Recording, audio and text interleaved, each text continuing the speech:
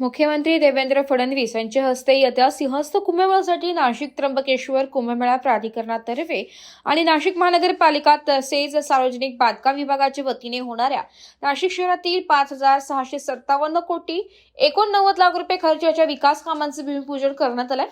सिंहस्थ कुंभमेळ्याची कामे दर्जेदार आणि पारदर्शक पद्धतीने करून नाशिकला सुंदर आणि आधुनिक शहर करणार अशी ग्वाही फडणवीस यांनी यावेळी दिली आहे।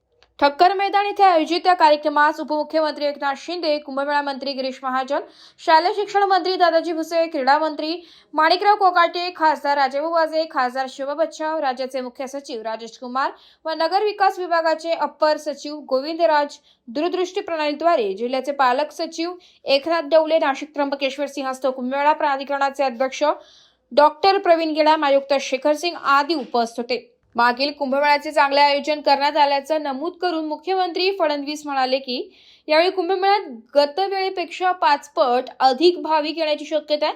भाविकांची व्यवस्था, सुरक्षा, पूर्वस्नान व अमृत स्नानाचे नियोजन आणि या सोहळ्याचा मूळ गाभा असलेल्या आध्यात्मिकतेचा अनुभव भाविकांना देण्यासाठी विशेष प्रयत्न करावे लागतील।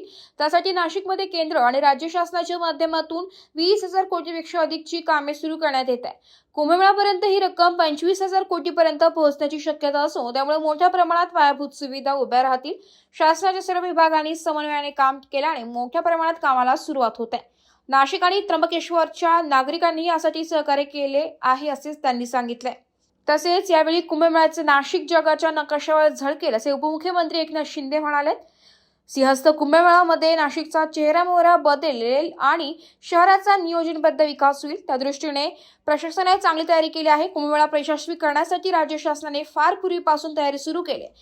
नाशिकची जगाच्या नकाशावर ओळख निर्माण करणारा हा सोहळा असेल। कुंभ पर्व हा नाशिकला सुंदर आणि आधुनिक शहर करण्याची ही संधी आहे असे देखील उपमुख्यमंत्री एकनाथ शिंदे यांनी म्हटलं आहे।